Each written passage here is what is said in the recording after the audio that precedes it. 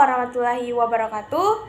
Perkenalkan, nama saya Nur Amelia Pertiwi dari Prodi D3 Teknologi Laboratorium Medis kelas B tingkat 1. Poltekkes Kemenkes Makassar. Nah, di sini saya akan menjelaskan sedikit materi tentang anatomi fisiologi kulit dan membran mukosa. Nah, di sini saya akan menjelaskan pengertian kulit dan membran mukosa. Nah, kulit adalah organ tubuh terluas yang menutupi otot dan mempunyai peranan dalam hemostatis. Kulit mempunyai fungsi sebagai pelindung tubuh dari berbagai trauma dan penahanan terhadap bakteri, virus, dan jamur. Kehilangan panas dan penyimpanan panas diatur oleh vasodilasi atau sekresi kelenjar-kelenjar keringat. Kulit terdiri dari 3 lapisan, yaitu epidermis, dermis, dan jaringan subkutan. Nah, saya akan menjelaskan satu persatu bagian-bagian kulit. Nah, yang pertama itu adalah epidermis. Epidermis merupakan lapisan terluas kulit yang terdiri dari stratum corneum, yaitu sel yang telah mati. Selnya tipis, datar, tidak mempunyai inti sel dan mengandung zat keratin. Yang kedua itu stratum lucidum, yaitu sel bentuk pipi, mempunyai batas tegas tetapi tidak ada inti. Yang ketiga itu ada stratum granulosum. Sel ini berisi inti dari granulosum.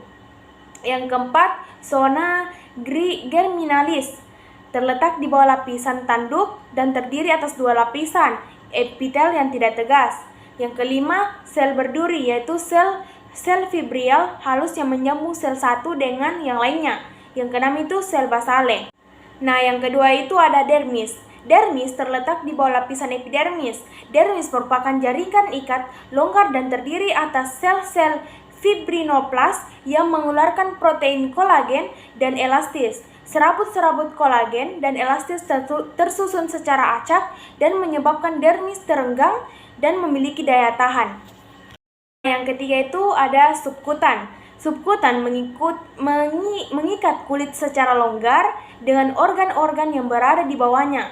Lapisan subkutan mengandung jumlah lemak yang beragam bergantung pada era tubuh dan nutrisi individu, serta berisi banyak pembuluh darah dan ujung saraf. Sel lemak berbentuk bulat dan intinya berdesakan ke pinggiran sehingga membentuk seperti cincin. Lapisan lemak ini disebut peniculus adiposus yang tebalnya tidak sama pada setiap tempat dan jumlah antara laki-laki dan perempuan. Fungsi peniculus adiposus adalah sebagai sorbrik atau pegas bila tekanan trauma mekanis yang menimpa pada kulit, isolator panas, dan untuk mempertahankan suhu. Nah, kita lanjut ke membran mukosa. Membran mukosa merupakan melapisi saluran pencernaan, saluran respirasi, saluran kelamin, dan saluran ekresi. Sama-sama seperti kulit, membran mukosa tidak dapat ditembus oleh bakteri dan virus karena antara satu membran dan membran lain sangat rapi. Selain itu, membran mukosa juga melawan bakteri dengan pertahanan kimiawi. Membran mukosa menghasilkan mukus atau lender yang merupakan cairan kental untuk mengikat dan mengumpalkan bakteri atau benda asing yang masuk ke dalam tubuh. Gumpalan ini kemudian akan dibuang oleh tubuh dalam bentuk cairan kental melalui mekanisme bersin atau batuk. Membran mukosa adalah epitel yang dilembabkan oleh musim substansi kental yang dihasilkan oleh. Nah, kita masuk ke mukosa mulut. Mukosa mulut adalah jaringan yang melapisi rongga mulut terdiri dari 2 bagian, yaitu epitel dan laminan propia.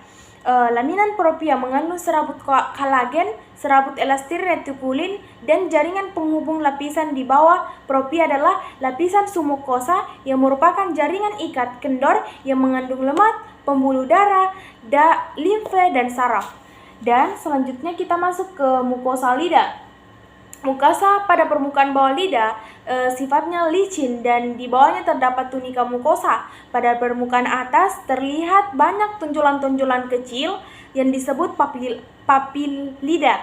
yang memberikan kesan kasar pada lidah yang terdapat 4 jenis papil, yaitu papilla filiformis, papilla fungimors, papilla circumflata, dan papilla foliate. Nah, kita masuk ke struktur dan fungsi kulit. Kulit merupakan organ tubuh terbesar pada manusia yang memiliki fungsi proteksi pada manusia dewasa dengan berat 70 kg mencapai 5 kg dan melapisi seluruh permukaan tubuh seluas 2 meter.